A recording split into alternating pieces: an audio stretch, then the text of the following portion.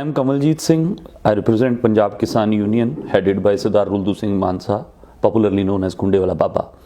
So I am here today to respond on the latest situation that has developed in this the struggle of the peasants, which everybody knows has grown into such a mass movement that almost the whole world is focusing its eyes upon us. I think it's the biggest human being meeting that is being held on our planet right now. And in this meeting, recently a new development, that of Supreme Court, has came up. Supreme Court has received many petitions and it is looking into that, and while looking into that, Supreme Court has put a hold on the implementation of all the three laws that we are fighting against. But our position, the position of the peasant organizations who are fighting this struggle, who are heading this struggle, that position is that we have not gone to Supreme Court. First of all, Supreme Court has received many petitions from other quarters. We don't know who those quarters are and what their intentions are. But in any case, we have not gone to the Supreme Court directly. Why we haven't chosen to go to the Supreme Court? That is because these three laws that we are fighting against, they are being opposed not only on the constitutional grounds. They are being opposed, no doubt, that these laws we claim they are unconstitutional because they are an attack on the federal structure which has been envisioned by the very Constitution of India. So that federal structure is being violated by these three laws. But not only this, these laws also represent a policy matter of the Indian government.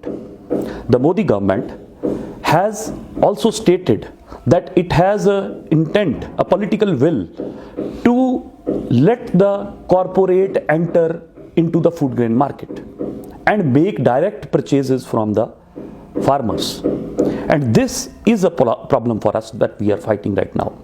So this cannot be looked upon through constitutional ways. This is a policy matter. It is a political will of a government. So we have to oppose it by stating the political will of the masses. So that is one idea why we are sitting on this Singhu border, the Tikri border and all the other borders. We are here because we want to express the will of the masses, will of the laboring, the peasant, the farmers' masses. So this cannot be looked upon through the lens of the Supreme Court, through the lens of constitutionality only. So one is this reason why we don't go into the option of the court. So we have chosen the option of fighting it through mass agitation. Peaceful mass agitation is our mode of fighting. So that's why we are here. Another thing is that the very order that has been expressed by the Supreme Court, if you look into the order, now I think the order is quite public and everybody must have gone through it, but still, the main thing in that order is, one is, yes, they have put a hold on that is a very basic thing they have done, that they have put a hold on the laws. Second thing, they say that the mechanism of this ongoing markets, that will continue. These two things they have said, the MSP thing, that will continue. This thing they have said. Another thing they have said is, they have said that this order will create a perception among the masses that they are getting something. That means the court is trying to build a perception, and that perception, the orders further states is, that perception will help the farm leaders convince the masses and their members to go back to work, to go back to normal life. What does that mean? That court is not following a legal rationale into this.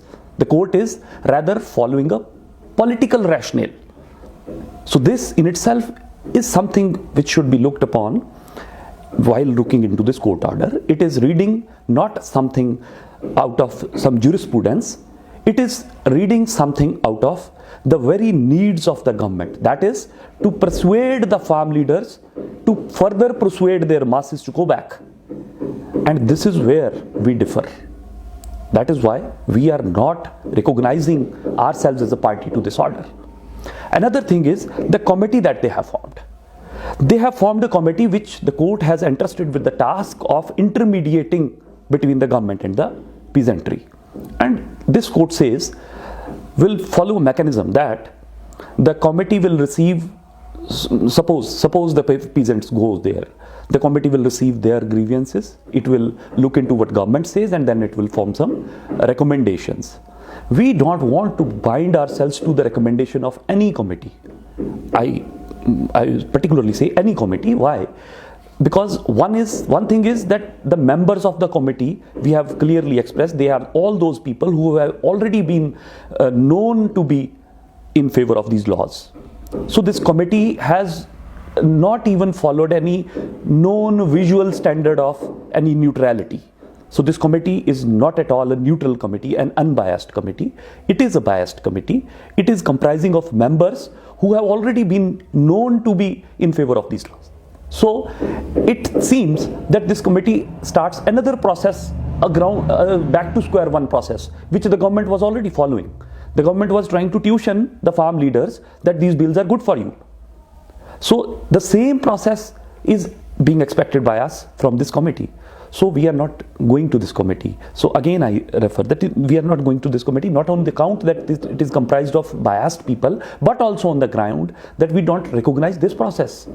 This process should not interfere with the otherwise going on negotiations which government had already initiated. No doubt those negotiations have been fruitless till now, but at the same time they have been proceeding in some direction, because our leadership has noted already that this the dialogue between government and peasantry that has advanced a bit. That started from the tuitioning process, and now we had finally passed that barricade of the tuitioning process, and the government had received our agenda in the last to last meeting, and that agenda that was very crisp and clear. We had given them the agenda that the first agenda should be the process of repealing of the law. The second agenda should be how the government is going to give a legal guarantee that the farmer receive a MSP all over India.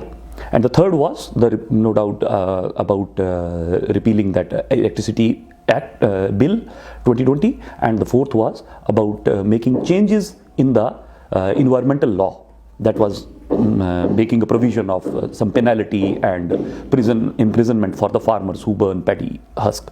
So that four agendas were there. Out of those, government has talked on two agendas, but those two agendas seems meaningless for us till our first and second agendas are discussed. So in the very next meeting that is going to hold tomorrow, that is 15th January, we expect that government should talk on the other two remaining agendas. So the things were proceeding, the things are proceeding. So we don't think that there was any need of intervention on part of the court. But it is welcome that the court has said that we cannot stifle an ongoing peaceful agitation. Yes, but this is something that court had to say. This is something that was very much known. So this is the condition that has evolved. So I have commented upon it. The second part of my today's word will be regarding what forward, what ahead, how we'll proceed on. We still think the mass agitation, the peaceful mass agitation is our way. So we are going to proceed on with that. We are going to continue with the struggle till all the three laws are repealed, till the MSP is guaranteed, till all the other two laws, they have been repealed and made with those changes which the last meeting was agreed upon. So now our position is, on 18th we are going to have a Women's Farmers Day. On 20th we are going to celebrate our 10th Guru's Guru Purab with a Sankalp Divas. And then on 23rd we have a program, and finally on 26th we have a parade. We have a tractor march into Delhi. So that tractor march, many people have raised doubt upon that. Many people have seen the preparations being made by our youngsters, and people think that there is some violence is being prepared. It is not the case. We are not preparing for any violence. We are preparing for a parade. And parade, a word in itself, it comprises of a sense of discipline. So it is going to be a disciplined parade. So we are going to parade with the tractors. It is now the ball is in the court of government's court, that they should give a peaceful path to us, and we only simply want to parade peacefully. Our people are preparing, no doubt. We are preparing in numbers. We want to display the numbers we have. Everybody wants to come to Delhi on that day, because it is going to be a farmers' parade. a historic movement of this country, a historic moment for the democracy of this country. So we want the government, it should allow this parade. It is not going to interfere with any government program. It is not going to interfere with any peace going on. So the government rather should restrain itself from using any force against this parade. So this is the case. And 26th is not the last action. 26th is not the final action. We are here with a long planning. We are here to fight till the laws are repealed, till all the demands are met. So 26th is a historic moment, but it is not the final moment. So it is, the final moment is still in the hands of government. When it does want to really repeal the laws, whenever it is ready, we are ready for it.